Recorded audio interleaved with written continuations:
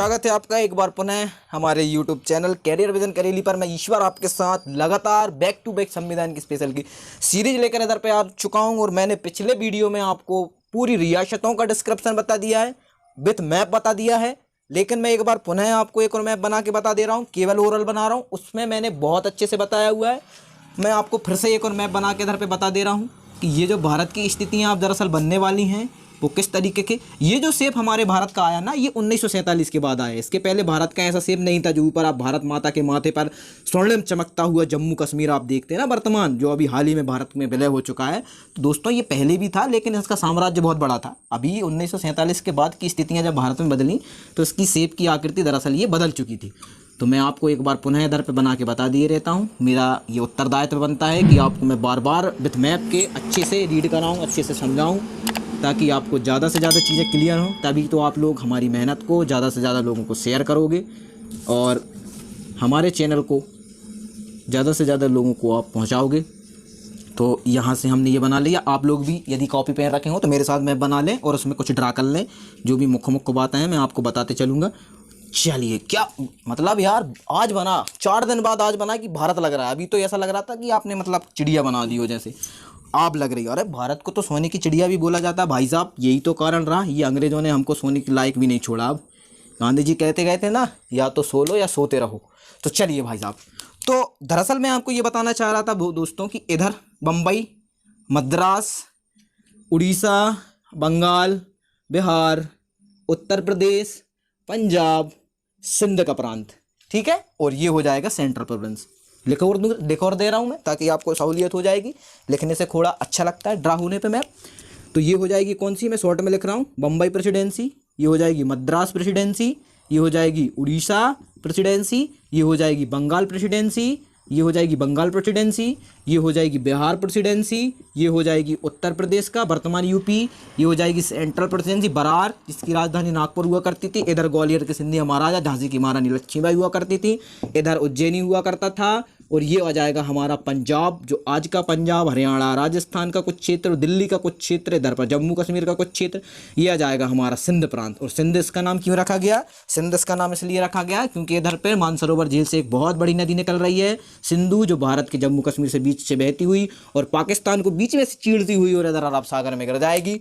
तो भारत में हम बहुत अच्छा पढ़ेंगे। और इधर से हमारी मध्य प्रदेश की जीवन रेखा मां नर्मदा जी इधर से निकली हुई है और इधर आकर इधर अरब सागर में गिर जाएंगे। भारत को नदियों का देश भी कहा गया है, वो भी अपन को भारत भूगोल में पढ़ना है। बहुत बढ़िया पढ़ाता हूँ मैं, भारत भूगोल भी मेरा अच्छा सब्जेक्ट रहा है। चलिए तो शुरुआत करते हैं अपन। आज मैं दरअसल आपको शुरुआत करा देता हूँ। ताज का शासन 1858 से 1947 तक पिछली वीडियो में बेहद अच्छे तरीके से बता दिया है। जो मान्यवर नए हो और जो व्यक्ति नया हो वो फिर से दोबारा प्ले लिस्ट में लौटे, उसको अच्छे से देख ले, समझ ले और इधर से सीधा जुड़ जाए। नहीं तो मैं बार बार वही कहानी रिपीट नहीं करूंगा। मैंने 1773 से लेकर अब तक के सारे एक्टों पर बहुत ही अच्छी तरीके से मजबूती के साथ आपको निरंतर पढ़ाया हुआ है। और अब मैं आपको सीधा लिए चलता हूँ 1861 के भारत परिषद अधिनियम पर। अब मैं आपको सीधा लिए चलता हूँ 1861 के भारत परिषद अधिनियम पर। समझ में आ गया आप लोगों को? अब देखिए, अभी तक इसके पहले तक क्या पास हो रहे थे? एक्ट। अब दरअसल आप लोग होमवर्क नोट डाउन कर लीजिए। अब आप लोग दरअसल मुझे कमेंट करके ये बताएंगे, मैं आपको एक अंतर बता रहा हूँ। आप मुझे ये बताओगे कि ये एक्ट में और अधिनियम में क्या अंतर होता है, ठीक है। और एक आप लोग मुझे ये अंतर बताओगे कि गवर्नर जनरल में और वायसराय में क्या अंतर होगा, ठीक है। उनकी शक्तियाँ बढ़ी या कमी, ये होगा। ये 2 अंतर आप देखिए, टिप्पणी लिखने के लिए आता है मेंस में। ये ऑब्जेक्टिव का क्वेश्चन नहीं है भाई साहब, लेकिन मैंने सब पढ़ा दिया है ना। यदि जो पढ़ रहा होगा डेली तो वो बताएगा कमेंट करके, जो नहीं आएगा तो फिर भगवान मालिक है, ठीक है। तो मैं आशा करता हूँ ऐसी कि यदि जो रेगुलर स्टूडेंट होगा तो वो बता ही देगा, और जो भाई साहब नए हैं वो दरअसल इधर से जुड़ जाए। चलिए तो शुरुआत करते हैं अपन इधर से। आज फिर से शुरुआत करते हैं 1861 के भारत परिषद अधिनियम से। तो जैसा कि आप सबको पता है कि अब दरअसल ब्रिटिश संसद का सीधा हस्तक्षेप हमारे भारत में हो चुका है और यहाँ से हमारा भारत परिषद अधिनियम सीधा लागू हो रहा है। और अब दरअसल हम पूरी तरीके से औपनिवेश हो चुके हैं, गुलाम हो चुके हैं पूरी तरीके से अंग्रेज़ों के। और ये एक्ट गुलामी की जो हम बोले ना, गुलामी के पथ को आगे बढ़ाएगा। हाँ, ये मेरा शब्द है, ये संविधान का शब्द नहीं है। मैं दरअसल आपको डिस्क्रिप्शन इधर को बता रहा हूँ कैसे। चलिए देखते, शुरुआत करते हैं 1861 के भारत परिषद अधिनियम की। तो भारत परिषद अधिनियम 1861 जब लागू हुआ तो एक मुख्य बात इधर से ये निकल के आई कि अब दरअसल जो गवर्नर जनरल पहले था, चूंकि मैंने आपको पहले भी बता दिया था, जैसे ही 1858 का भारत शासन अधिनियम लागू होता है, ये गवर्नर जनरल का नाम बदल के क्या हो चुका है, वायसराय हो चुका है। अब वायसराय बदल जाएंगे, वायसराय की एक विधान परिषद का गठन कर दिया गया है इधर पर। अब ये विधान परिषद क्या होती है मैं आपको आगे बताऊंगा। जैसा आप समझते हैं अभी विधान परिषद अब 7 राज्यों में है भारत के, महाराष्ट्र में है, उत्तर प्रदेश में है, जम्मू एंड कश्मीर में है, और एक शायद मुझे याद नहीं आ रहा, बता दीजिएगा आप कमेंट करके। विधान परिषद कुछ नहीं होता, जो राज्य के लिए स्थायी विशेष, राज्य के स्थायी विशेष के लिए बनाई जाती है। जैसे अभी वर्तमान में विधानसभा है, उसी का लघु रूप होती है विधानसभा। जैसे राज्यसभा होती है कि उसमें क्या होता है कि कुछ निर्वाचित सदस्य जाते हैं, मनोनीत सदस्य किए जाते हैं, और उसमें वरिष्ठ सदस्य रहते हैं, विशेषज्ञ रहते हैं। तो ये गवर्नर और वायसराय की विधान परिषद की विशेषज्ञ की टीम हुआ करती थी, ठीक है। चलिए, इसके बाद इधर पे क्या हुआ था, लॉर्ड कैनिंग की अनुशंसा पर, ये लॉर्ड कैनिंग की जो अनुशंसा की गई थी, उसमें क्या हो गया था, एक विभागीय समिति का गठन कर दिया गया था। अब ये विभागीय समिति कुछ नहीं होती थी भाई साहब, देखिए दरअसल अब भारत पे इतना राज कर, इतना बड़ा इनने कदम जमा लिए हैं, तो इतने बड़े भारत की कमान संभालना आसान नहीं है। हम एक बच्चे को नहीं संभाल पाते यार। इधर भारत में तो इतने व्यक्ति थे, इतनी सारी रियासतें थी। इधर हैदराबाद के परेशान कर रहे थे निजाम, इधर मराठा इधर मराठाओं का भी अपना कहाँ से रहा था, जब बार बार अंग्रेजों के कर रहे थे, और चौथ सरदेसाई देने से मना कर रहे थे मराठा दरअसल। और ये कह रहे थे कि भाई साहब अब देखिए आप, दरअसल होता क्या है ना कि जब 1764 में जब पानीपत की तीसरी लड़ाई होती है ना आपकी मराठा और अहमद शाह अब्दाली के बीच, उधर पे थोड़ी सी मराठा शक्ति कमज़ोर पड़ जाती है। और मैं तो आपसे यकीन के साथ कह रहा हूँ, मैं यकीन के साथ दावे के साथ कह रहा हूँ, यदि वो लड़ाई, यदि वो सदाशिवराव भाऊ यदि घायल ना होता या वो ना मरता ना, तो मैं तो गारंटी के साथ कह रहा हूँ कि ये एंटर ही नहीं कर पाते अंग्रेज, और इधर पे केवल भगवा चढ़ जाता पूरे भारत पर। क्योंकि वो समय जब मराठा शासन का था ना यार, उन्होंने इधर यार बाजीराव मस्तानी जैसा, बाजीराव पेशवा का नाम सुना है आपने, वही बाजीराव था जिसने दक्षिण भारत से लेकर इधर अटक से लेकर कटक तक अपना झंडा पताका फहरा दिया था, और पूरा ये जो था ना, ये भगवामय कर दिया था, पूरे भारत को भगवामय कर दिया था। ये शक्ति थी किसकी, मराठाओं की। तो मराठाओं को पढ़ेंगे, आधुनिक भारत में पढ़ेंगे, मराठाओं को शिवाजी महाराज की कहेंगे। और मैं तो आज भी उनका बहुत बड़ा भक्त हूँ, शिवाजी महाराज का। मैं उनके सादर चरणों में नमन करता हूँ। भगवान मुझे उनके जैसी ऊर्जा प्रदान करे कि मैं अपने भारत के लिए कुछ कर जाऊँ, ऐसा कुछ कर जाऊँ ताकि मेरा गाँव, मेरा शहर, मेरा गली, मेरा मोहल्ला, मेरा राज्य, मेरा देश मुझ पर गर्व करे कि मैंने एक पैदा किया था, एक व्यक्ति ऐसा आया था जो कुछ करके गया है। तो कुछ करने के लिए जुनून होना चाहिए, जज्बा होना चाहिए। वो जज्बा मैं आपके सामने निरंतर इधर पर पेश करूंगा, अपने हुनर को इधर बताऊंगा। बस वो हुनर हर एक व्यक्ति में है। मैं 4 पंक्तियां आपको बोल रहा हूं कि हुनर तो सब में होता है भाई साहब, बस किसी का छिप जाता है और कोई मेरे जैसे छाप जाता है। देखते रहिए लगातार संविधान स्पेशल की विशेष सीरीज में इसी बार आपके साथ। तो मैं दरअसल आपको ये बता रहा हूँ कि लॉर्ड कैनिंग की अध्यक्षता में इधर विभागीय समिति का गठन किया जा रहा है, जो 1862 में बनाई जा रही है। आप समझ रहे हैं, 1862 में विभागीय समिति इधर बनाई जाएगी। अब 1862 में जब विभागीय समिति बना दी गई तो भाई साहब इसमें क्या किया गया, इसमें एक बात इन्होंने क्या किया, ये इसने चालू थे। अब ये दरअसल ये सोच रहे थे कि यार देखो, एक तो हम दूसरे, इधर हमारा देश बहुत दूर है, ऐसा करते हैं ना, इधर ही के कुछ जनप्रतिनिधियों को अपन क्या करते हैं, इस विधान परिषद में उतारते हैं जनप्रतिनिधियों के रूप में। कैसे, देखिए मैं बता रहा हूँ। इन्होंने क्या किया, इन्होंने सबसे पहले क्या किया, बंगाल, ठीक है। बंगाल के बाद हमारी आई क्या, बंगाल के बाद आई हमारा क्या, बंगाल के बाद हमारी आई उत्तर पश्चिम सीमांत प्रांत। अब ये उत्तर पश्चिम सीमांत प्रांत कौन थे, तो आप समझ सकते हैं। उत्तर का मतलब हो जाएगा ये वाला, और पश्चिम का मतलब हो जाएगा ये वाला, और सीमांत प्रांत का मतलब हो जाएंगे ये वाले। तो उत्तर पश्चिम सीमांत प्रांत में इन्होंने क्या किए, एक एक जनप्रतिनिधि को कहाँ मिलाया, इस वाली विधान परिषद में। समझ में आता चल रहा है ना, हाँ।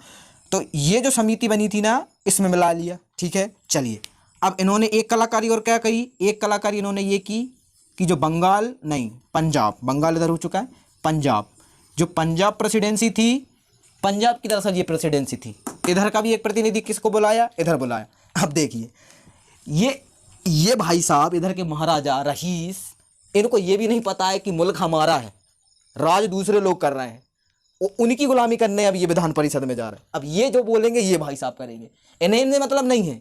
इन्हें केवल इतना मतलब है कि हमारा राज्य इतना है ना, बस इतना ही है, इन्हें इनसे मतलब नहीं।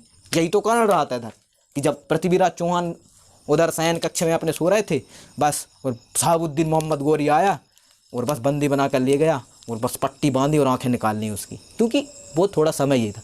जयचंद को आवाज़ लगाया गया, वो भी नहीं आए, और बाद में उन्होंने बस क्या किया, हालांकि वो वीरगति को प्राप्त हुई, अपनी तलवार से प्राप्त हुई, वीरगति को प्राप्त की। वो विषय था पृथ्वीराज रासो है, चंद्रवरदाई इसके लेखक हैं, उनके साथ ही थे, वो भी मैं बात करूँगा।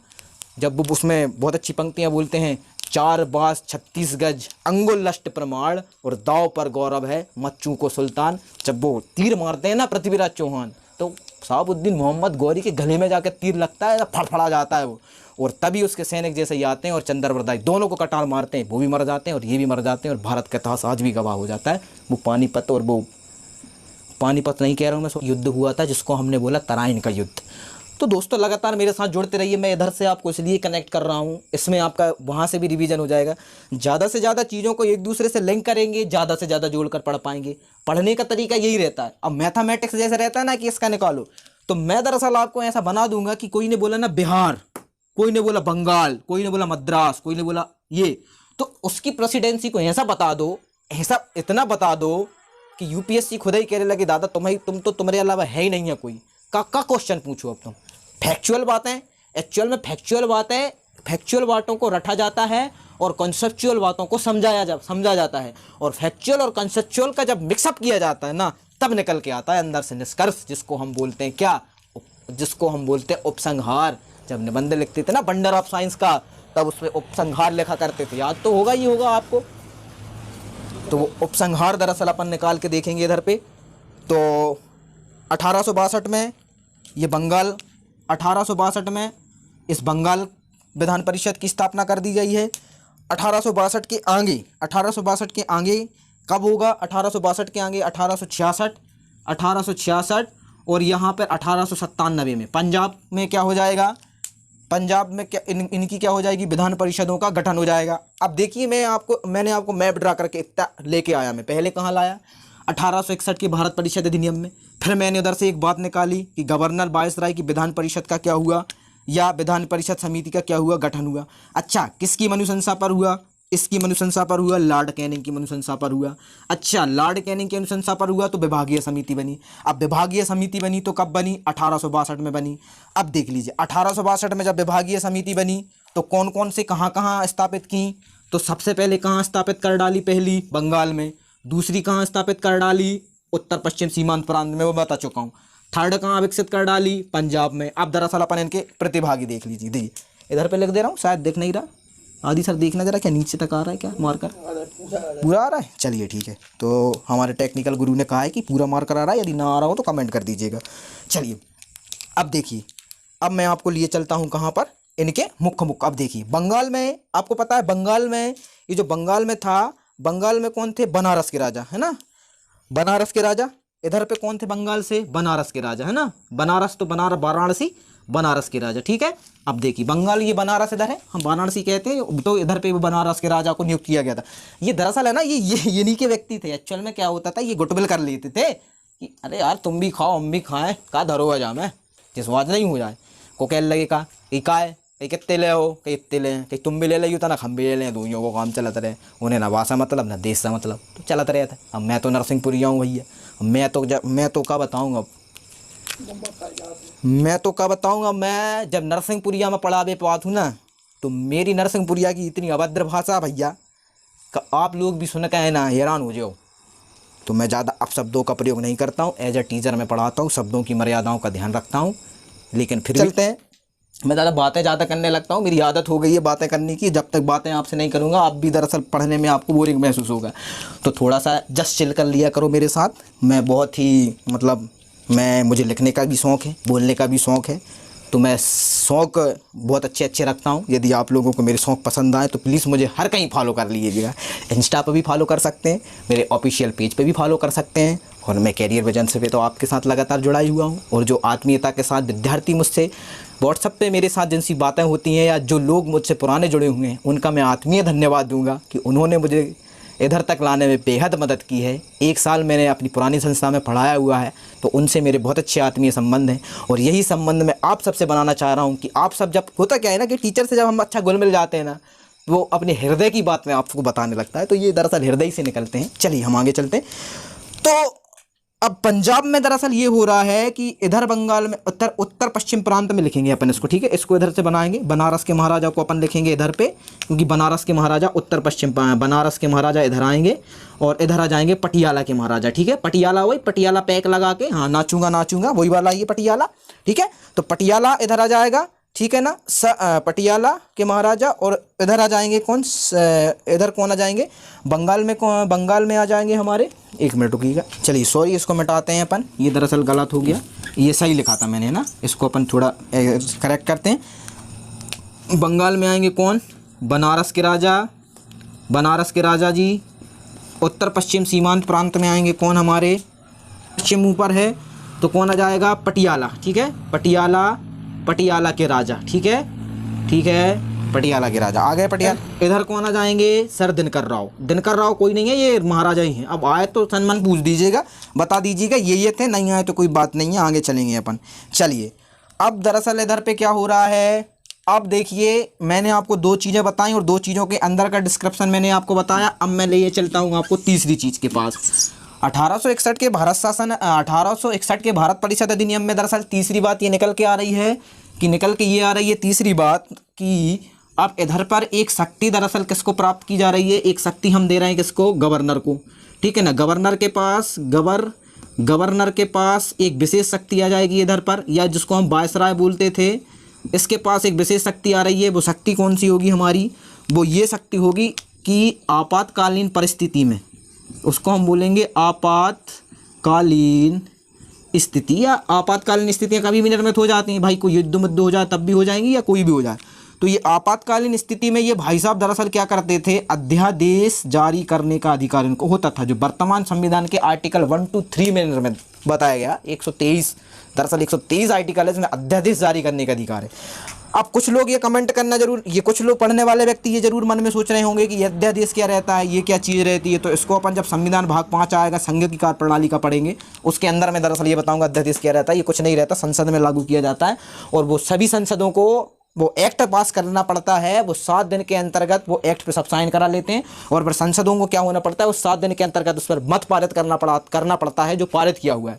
जैसे अध्यादेश में कुछ नहीं होता, जैसे कोई विशेष कानून लेके आया अपन, जैसे अभी मैंने रिसेंटली मैं उदाहरण बता रहा हूँ नया कि जैसे जम्मू एंड कश्मीर का लेके आए, या मैं कहूँ आपको कि अयोध्या मामले में अध्यादेश लगाया गया, या कोई बहुत अच्छा मामला होता है, जब बहुत चिंतन वाला मामला होता है ना, तब संसद में अध्यादेश पारित किया जाता है, जिसमें क्या होता है सारे के सारे संसद क्या हो जाते हैं, संसदों की जो शक्तियां पर संकुचन लग जाता है और वो दरअसल क्या करते हैं उसको पास करा देते हैं जल्दी, ताकि क्या हो रुकावट ना आए और सीधा राष्ट्रपति जी के हस्ताक्षर करा लेते हैं और उसको फिर 7 दिनों के अंतर्गत उस पर मत पारित कराते चलते हैं। तो ये अध्यादेश जारी करने का पहली बार अधिकार प्राप्त हो गया है, ठीक है। इधर तक हम आ चुके हैं, बेहतरीन तरीके से आ चुके हैं, मैंने आपको पूरा बता दिया है।